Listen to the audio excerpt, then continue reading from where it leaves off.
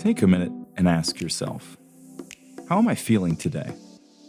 Chances are, as a founder, some version of tired, worn out, mentally foggy, stretched, or run down is part of the answer.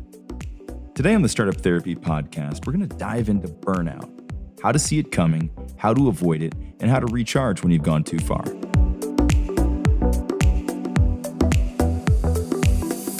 This is Ryan Rutan from Startups.com, back for another episode of Startups Therapy. I am here with Will Schroeder, my partner and CEO of Startups.com. We are going to talk about something today that all of us face to some degree or another at some point or another, which is being burnt out. And Will, you just like yesterday, day before, had a very meaningful conversation with somebody on just this topic. Yeah, so this is super top of mind. Friend of mine, a founder friend, calls me up and said, "Hey man, I'm really burnt out. Kind of like full the tents, game over, I'm all done, I'm outie, kind of burnt out, right? Not just like I'm, having a tough run." And obviously we'll keep him out of it as far as who it is, but it doesn't matter because it applies to pretty much every single person listening to this podcast. Yes. Yeah. But basically, here's what he said. He said, "I've been at this for 4 years, Business is doing okay. Could always be doing better, but it's doing okay. But I'm at a point now where I am so fried, I just can't operate anymore. I'm beyond the point where I can get up tomorrow morning and, run through the wall yet again, right?" And he's like, in this case, he says, "Hey man, I think it may be the case that I'm done with this business, right? I need to sell it or wind it down or, whatever the outcome might be." And he said, "What would you suggest I do here?" And I said, "Listen, I don't want you to shut the business down because you're burnt out. And what I think needs to happen is you just need a break, maybe maybe a really long break, right? But what I'd like to talk about today is the fact that everyone gets burnt out, right, Ryan? We all do. You and I do. We all do the it. time. Yep. But that's okay if we know how to handle it. And I think we need to start like putting a plan together about when it happens, what does that look like? Yeah. I mean, as entrepreneurs, we're famous for stepping on the turbo the entire time, right? And just like FIFA, there's a limited amount of that you can use before you just start running really slow or have to stop altogether. Yeah, and I don't think we are considerate of that, right? I know I'm not. I run to failure. It's a horrible trait of mine, right? And you watch it on a consistent basis. Like, you can watch the Will video game where Will Will's all of a sudden running really fast. Now he's blinking Mario. Now he's smaller Mario. Now he falls off the board. He's right? Gone Every single time. And by the way, this isn't me suggesting any of that's good. Like, this is a massive fatal flaw. This is my kryptonite. It's by no means my superpower. But I think what happens is, for a lot of entrepreneurs, for a lot of founders, when they hit that burnout point, they're often shouldering the whole load of the business, right? So them hitting the burnout point isn't like employee 10,000 at Google, right? Who just needs to take some vacation time, right? When they hit the breaking point, they feel boxed into a corner because they're like, if I'm burnt out, this is the future of the business that's at stake, not just my health. That's right. Yeah, it's not something where they feel like they can. That's part of what accelerates this, especially as you get down towards the end where you're already at the end of your energy. You're probably not making great decisions at this point anyways. You're mentally, emotionally drained, exhausted. And now you're supposed to be self-aware enough to do something about that. And often case, you don't feel like you can do anything because you don't feel like you can take the time, right? You don't have a way to justify taking the break in the first place. Yeah, and you look at it as in, I'm burnt out because the business has been hard on me. Things haven't gone well. I mean, you can be burnt out when things are going well, but you get a little bit of a second wind, a little bit of stamina when things are going well. And I would even argue, even when you are burnt out, you do have those power-up moments, right? If we're using our Super Mario analogies here, right? Where you hit the power-up and all of a sudden, you're big and strong for a second until it wears off. But you're still burnt out. You're just getting that, that little bit of boost. You're Rocky 42 headshots in. Like, take one more. Exactly, right? Now, I think where our challenges are manyfold here. I think part of it is when we start to get into the burnout state, we have the capacity to make exponentially bad decisions, right? And that scares me, right? Because we start to equate being burnt out with maybe the business isn't going to move forward, et cetera. And it could be true, but we might be making it for the wrong decision. I'm sorry, for the wrong reason. The other thing is that in that time, if we're saying we're burnt out, we can't perform, right? All the shit That's that right. we need to do, really important things, service clients or build product or whatever it Yep. is that our business needs to do, we actually just can't do it. Can't do it. And this is And where it gets exponential, right? Because yeah, now those things start to stack up when now you're looking ahead at the pile of things that you've got to do that you are already falling behind on. And it just starts to build this incredible barrier that it's really hard to break through, right? If what you keep trying to do is run into it head on. so compound all these things. I'm burnt out, so I can't perform as well. By virtue of not performing as well, I can't move the business forward. And so I feel like the business, isn't doing well, or maybe that's the cause of it. And then on top Yep. of it, I'm feeling boxed in because if I don't keep performing, this business won't be around either. So there's no version Exactly. where I'm looking at, I feel trapped. So Yep. let's talk about what to do about it, right? Like how to unwind this thing a bit and kind of get you out of this boxed in situation so that we can actually move the business forward without letting our moment in time burnout determine our entire future. Sure. Let's do it.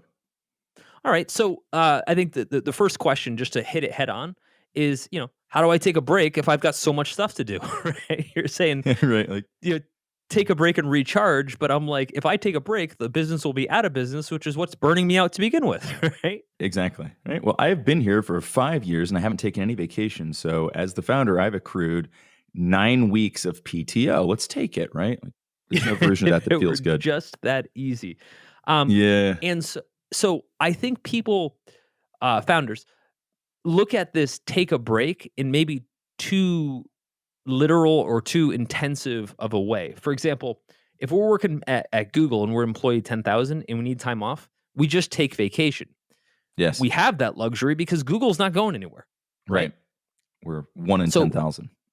right. And so what we think about are things like, okay, well, I want to take 2 weeks off, 2 consecutive weeks, and that'll solve the problem. Yep. And it might, but you can't take those 2 weeks. So let's talk about what you can do, right?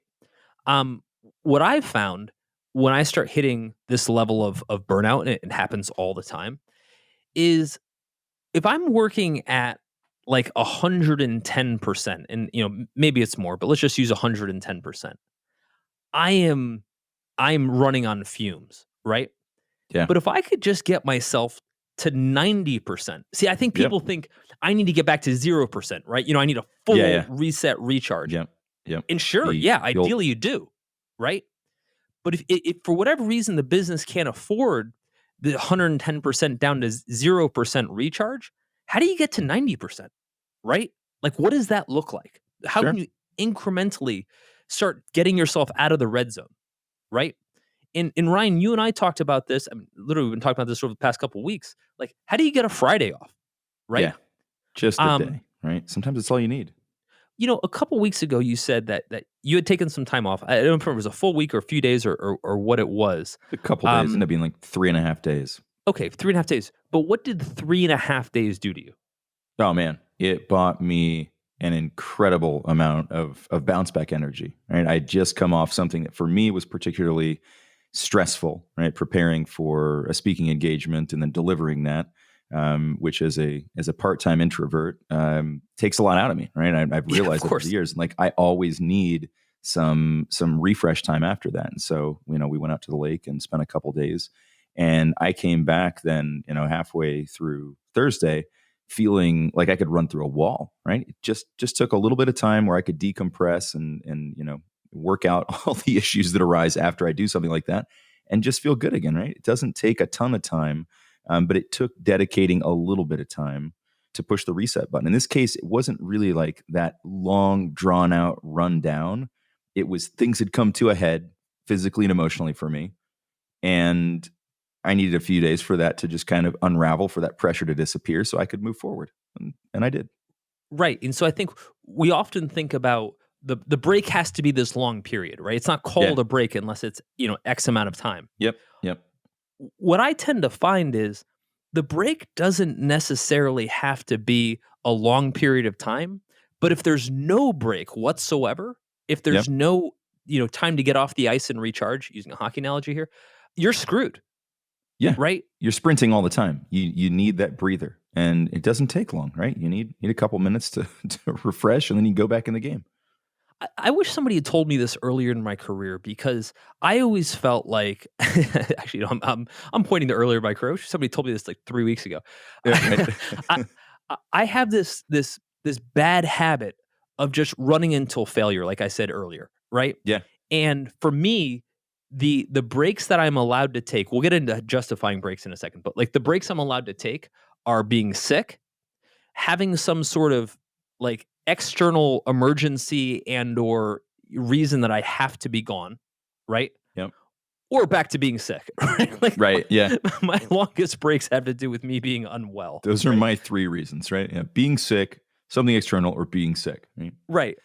And what I think we've started to learn over the past couple years, here at startups.com is that doing a little bit of preventative maintenance, just saying like, hey, I can tell something's off.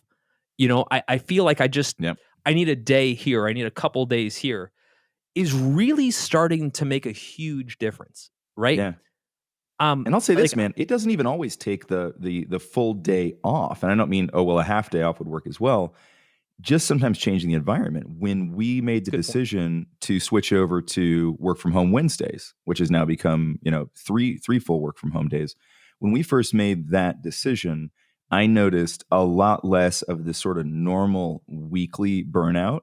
And something bigger happened, which was that I no longer had my major failures, which, like you, I would just go, go, go, go, go. And then there would come a point where, like, for one weekend or maybe like a 3-day period, I would just be out, like, fall asleep next to the bed with my shoes on, kind of exhausted. oh wow. And that would happen probably like once a quarter. And since, from the time we instituted that policy, that stopped happening. It was just enough, right? To your point, we don't have to go from 110% to zero. Going from 110% to 90 made a huge, huge difference for me. The other thing that I noticed that did was in periods of burnout, and this might be specific to my personality, but one of the things that's hardest about burnout for me is not looking like I'm burnt out to everybody else.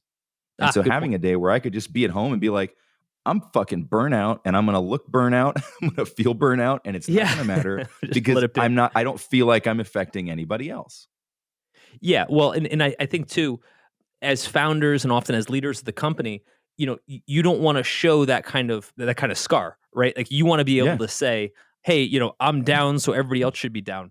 And in all fairness, I won't understate the fact that the leadership in the organization does reflect the resolve of the entire organization, It right? does. There's a reason top generals, top coaches, top CEOs run top companies. Their resolve does have a very real effect.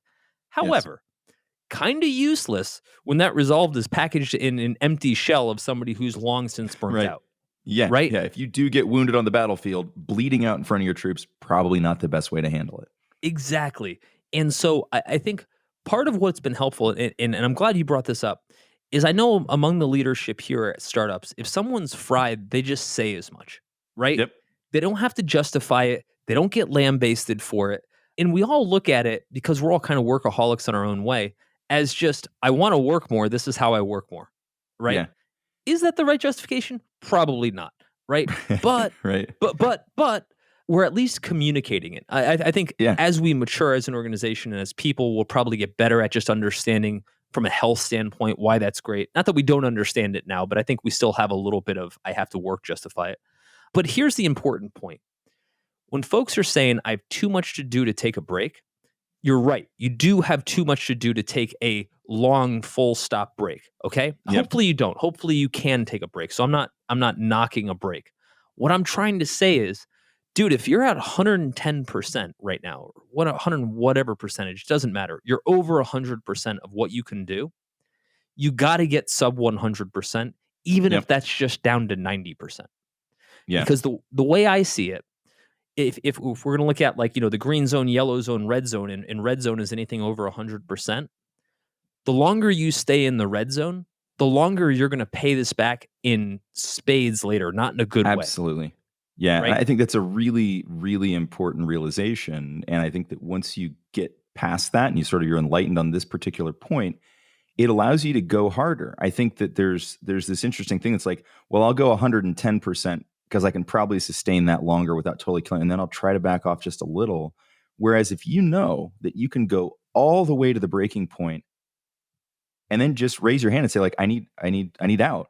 You can come out. So that way you can run as hard as you want to, as long as you're willing to take that time when you need to. I just realized there's a great analogy to one of my new hobbies, Brazilian Jiu-Jitsu.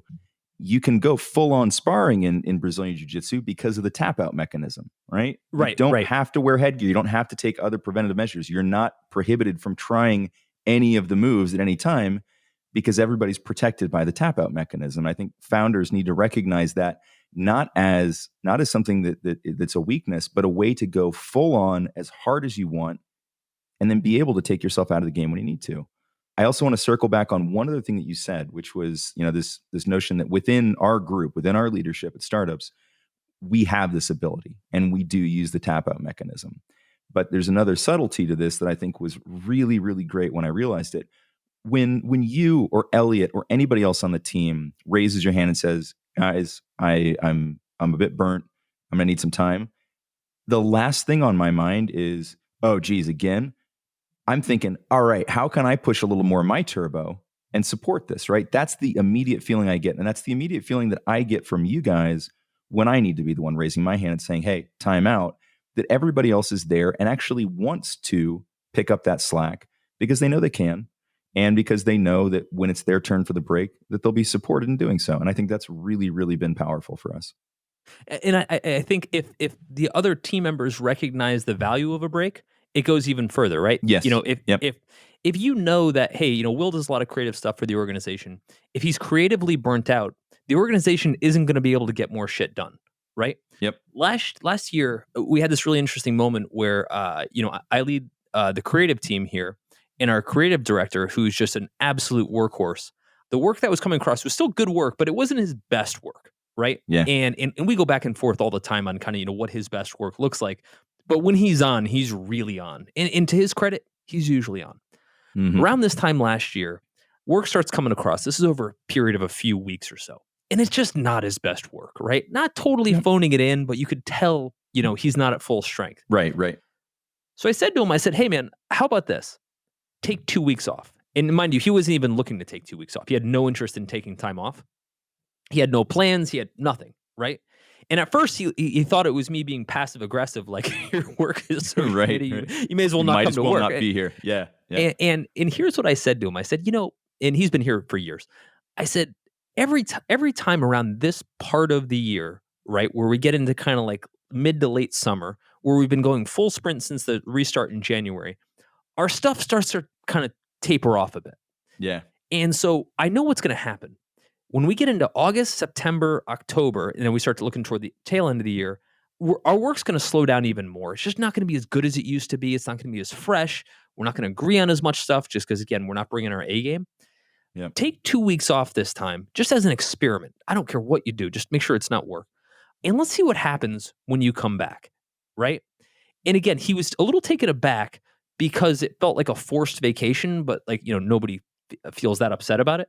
Yeah. But what was interesting about it was he felt justified. He didn't, in this case, it was me pushing it, not him. But he felt like, okay, well, yeah, if you want me to take a break, I'll take a break. No shock. He comes back 2 weeks later and he's like, dude, I had no idea how burnt out I was, right? Like I did nothing but watch TV for like 16 hours a day for the first few days because my mind was just mush, right? And what a shock. He comes back and does some of the best work ever. I think as managers, if we don't build a system in place to give our employees this built-in justification to kind of just take this reset break, because I think particularly in the US, our breaks are so tied to events like externalities. Like I'm going on vacation, ergo I'm going to take a break, right? Right. It's Memorial Day weekend. It's Labor Day weekend, which often for me are as draining as they are refilling because there's always some implied additional work or planning or something that I have to be involved in. I don't think we have a culture where we recognize you're just fatigued, right? Yeah. And of course you're fatigued. Like if you're going to be working super hard at a startup, how could you not be fatigued, right? Yeah. I grew up playing team sports like you did. You played soccer, I played hockey. The idea was you could be on the ice for about 60 seconds to 90 seconds, right? It doesn't sound like a lot. Try getting on skates and skating competitively. It might as well be 10 years, right? If I can stay on my feet on skates for 10 seconds, I feel pretty good. Like, you can take me out now. I haven't fallen down yet. The coach would always say, he said, at 60 seconds, I've got all of you. At 90 seconds, I've got most of you. At 2 minutes, I've got none of you, right? Yeah. He knows that the moment I hit that threshold, no matter how hard I played, maybe even despite how hard I played, I'm no longer going to be effective. So his job is to Right. get me off the ice, right? Yep. No different than ourselves as founders or certainly our teams. But let's focus on the founders because I think in their case, they are the coach Yeah. and no one's deliberately trying to manage them to pull them off the ice. Right. Right. Hey, Coach, you're looking tired. You want to sit on the bench for a little while? Exactly, right? Never happened. And so I think if nothing else, if we socialize to our coworkers, if we have any, if we don't have any, it could be our loved ones, our spouse, whoever's important to us, to just say, at 60 seconds I was at my best. At 90 seconds I'm a little bit tapped. Yeah. I'm at 2 minutes. Hey, fuck, I'm probably at 10 minutes, right? For most founders, I can't be effective. I can't win this game if I continue to stay on the ice. I've got to take a break. And I think for a lot of folks, we have a hard time admitting that to ourselves. Like we understand it, but we don't do anything about it. And I think it Yeah. makes us shitty founders That's when we a continue down twofold that problem, right? Realizing it in the first place, and then to your point, being willing to find a justification to actually do something about it. And Right. and so I think the recognition piece, I think, just gets easier with time. After you've failed enough times simply because you're burnout, you start to realize it's like having gone through those cycles with the creative director. At some point, you realize, hey, every year around this time, we have this little performance drop off. Why don't we just cut that off at the pass? But that took years to develop, right? And so I think over time, you will start to realize some of the patterns in what your burnout looks like. I feel like the harder leap for people is to actually do something about it. And so you may have people around you kind of helping you to signal, like the coach seeing you're tired. Again, I think we need a good mechanism for turning that relationship around. Like, how do the players tell the coach that he's tired? Where can he or she, as the founder, get some support and be told, hey, look, we're seeing this. We understand that you're in a position now where you probably need some time, and then find that justification. So what do you think that we could do better as founders to enable the people around us to help us feel good about doing this stuff? Well, I think the first thing we do is we start to say, what does peak performance look like for us, right? Yeah. Now, for some groups in the organization, it's very numeric. If we have a sales team, sales teams turning in numbers. Those numbers are either at their peak or they're not, right? Yep. In other cases, we might have a development team, our team of engineers that are cranking out code. Sometimes a little bit harder to determine whether they're at their peak, but often when stuff's not shipping, that's kind of a reason, right? Yep. Developers at their peak ship stuff. When stuff's not shipping, there's usually a reason, right? Yep. But as you look around the organization, you're going to see different markers for what that burnout looks like. But you've got to imagine, no matter what, every single person in the org is at some level of burnout, right? Yeah. Just some worse than others. Our goal as managers is to try to manage that downward to say, look, I'm going to look for opportunities, whether it's a day, a week, whatever that looks like, to be able to put some points back on the board for this person, right? Back to my hockey analogy, I'm going to look for opportunities to get people off the ice whenever possible, because I know I don't want to put them back on until they've had a little chance to rest. And I rarely I feel like that's pretty easy to do, though, right? Like, I feel like that's easy enough to do because we're typically looking downstream and we are monitoring performance. But as we shift this focus back to the founder level, founder performance is often a lot harder to pinpoint, right? Because at the end of the day, we're responsible for everything, which you kind of can't just the meter there isn't clear enough to read to say that just because performance is going up or down, that it's something intrinsic to the founder that's causing that, right? Because it's the management of the teams, it's the team selection, it's so many factors. So what do you think that we can use as signals for our own turbo meter? How can we do a better job of that initial recognition that I'm burnt out? Well, I think at the very least, in a startup, in the formative years, there's so much shit going wrong, right? Yeah. So part of you is like, oh, well, sales are down. So, I must be a little bit burnt out, or, I'm not at the top of my Yeah. game, or the company needs to grow, or I need to raise money. And so, if I were top of my game, I bet that would have already been done. You got to recognize in the formative years, no matter how on top of your game you are, the Yep. sky is probably still falling everywhere, right? Sure. My buddy who I talked to at the top of the show, said, hey, I'm burnt out. I'm thinking about maybe, selling the company or doing something different.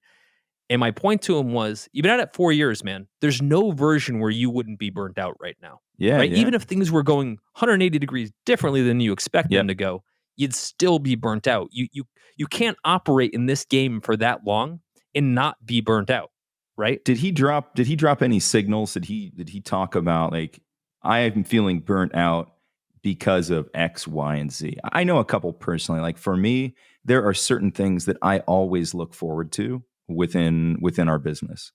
And if I find myself like getting a little lax, or a little like, yeah, I'm just not that excited. For example, I love every time we have a chance to get together and do one of these podcasts.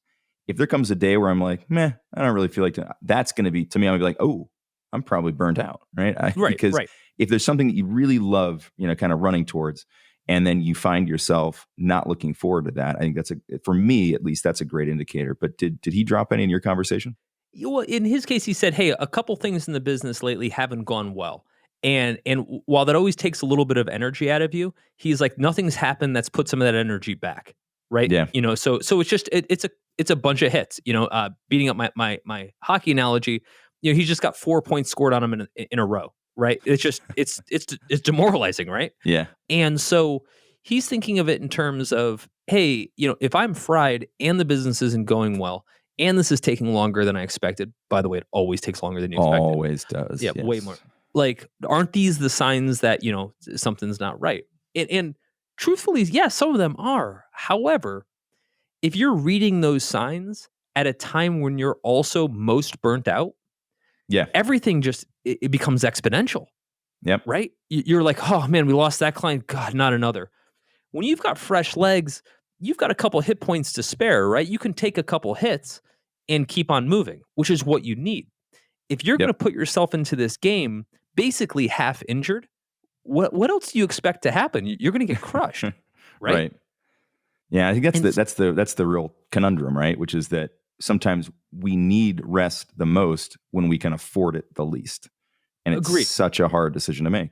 Which is why we were saying, don't look at a break as being this long kind of toes in the sand kind of break. If you can take one of those, you wouldn't be listening to this podcast, right?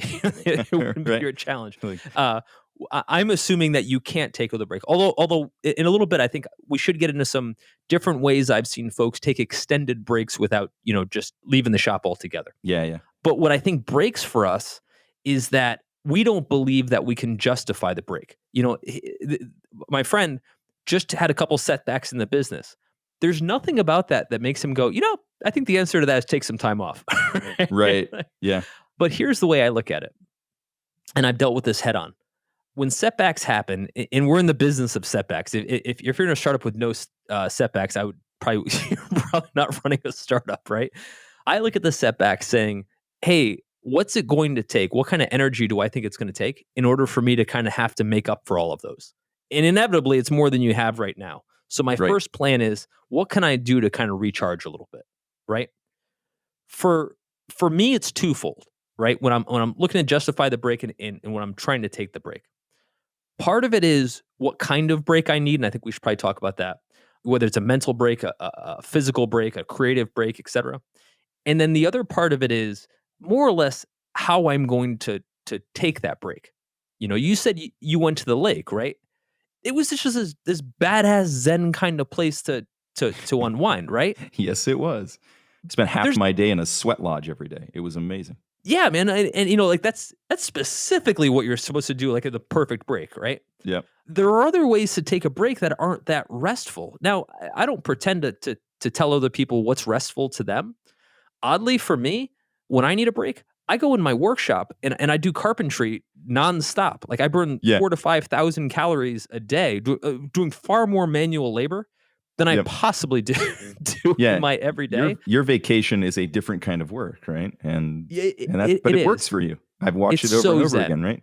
Yeah, right? you come out with some amazing new piece of carpentry, a new closet, something, and Yeah, and a bunch of energy. I'm like, all right, awesome. I do because what I find is that more often than not, my burnout is creative. I just hit a Yep. creative burnout. Like I'm sitting at the laptop, I'm trying to type up an article, or I'm trying to do some piece of new product development, and just nothing's coming out. Right? I'm Yeah. staring at the blinking cursor, and I can't make that outcome happen. So I know when that happens, and I only know this after so many years of getting it wrong, Yeah. that in order to get back on the saddle, I got to go do something else. Like, Yep. and I've got to find something that really recharges that part of my batteries. Yeah, and I think, and like you said, this varies person to person, organization to organization, and it isn't always a hard stop, right? For you switched to your workshop, which is absolutely not a hard stop. You're still thinking, working physically. I've found that there are even times where if I start to feel a little bit burnt out, and mine often tend to be creative too. So if we're going through periods, we're doing like a lot of ad copy or ad creative stuff like that, where it's generation of content. Yeah. That can wear me out. And so what I'll do is say, like, if I feel like I don't have the energy to bring my A game to that, I'll do some additional analysis, right? I'll dig into some data. I'll go, look at our MRR trends over the last 6 months. I'll do something that's a bit more analytical, because that actually takes a lot less energy for me. Some Right. other things that I've heard recently, and this was an interesting one. I was talking to a founder friend here locally about a month ago. And he said, I realized that our burnout, and he runs a services agency, about 250 employees in it. It's all B2B stuff, and so they're working with kind of hard charging clients. He said, I realized that organizational burnout is what happens to us. He's like, it tends to happen kind of all at the same time for me and my entire executive team. But they felt trapped in the same way that, like, well, one of them could be out at a time and they could kind of like switch off and fill gaps. And that was okay, but it wasn't really getting them to recharge. It was just sort of triage, right? They were still bleeding, Right. just not as fast. He said what he figured out was, like, because this was happening like as an organization, right? The entire executive team getting worn out at the same time, they started doing retreats. And Right. they're still working. They're just changing their work environment, much in the same way that work from home had a major impact on me. So, like, we find ourselves going, once a quarter, sometimes more often if everybody really feels run down. We just move locations. We go somewhere fun to be. We work during the day together as a team. Gives us time to spend, to kind of shift what we're doing. And then a big part that's where we're doing it. And we got something fun and different to do in the evenings. And he said, and we come back feeling really refreshed, despite having also worked for a week. And so I think there's a lot of ways that you can think about how to give yourself or your team breaks that don't involve not working. Well, yeah. Okay. I love that. And bear in mind, there's lots of different types of burnout, right? Yeah. There's physical burnout, right? Yep. My stepdad's a landscaper, right? He works 12 hours a day in the sun, right? When he comes home, he is physically burnt out. Yeah. He's beat. Yep. Just literally beat. Yeah. And so when he comes home and he needs a break, he just needs to sleep. The dude just needs to grab a beer and sleep, right? Yes. For a lot of us, like, while we do have physical manifestations, for a lot of the folks that are founders, they're often not in that physically demanding of a job. So they have other types of burnout. Although, again, it starts to manifest physically. You've got emotional. I still grab a beer and go to sleep. I think that's an adequate cure. Yeah. Yeah. Right. But there's emotional burnout, right? Like, it's the equivalent of, hey, I just lost this account, or I just, this employee just quit, or you name it. I mean, million things, everything we deal with. You get enough of those hits, you're going to be burnt out. It doesn't matter how many hours you're working. Your mind and your kind of emotions can only process so much. That's right. At some point, you're fried. Yeah, you just burn out. Can't do anything about it. In fact, you're in the least likely position to do anything about it in terms of like trying to power through. You just can't. Absolutely. There is a mental / cognitive / creative burnout. And I think there's a bit of a spectrum there. It's not just one lump together, where you've been running your mind so hard for so long, it just doesn't have anything left. That muscle is tapped. right? Yep. You don't have another rep in you. And I think this list goes on, but what I think is interesting, and I don't hear folks talk about this enough, is there's a different recipe for each of those types of burnout, right? Like I was telling Yeah, you, hey man, my most common type of burnout is just creative, right? Where I do a lot of creative work. Yep. And I just need a way to stop doing that. And I go do the most mundane thing. I go do carpentry in my case, right? Because that's what resets my meter. Incidentally, you know what doesn't reset my meter? Vacations. Vacations Yeah.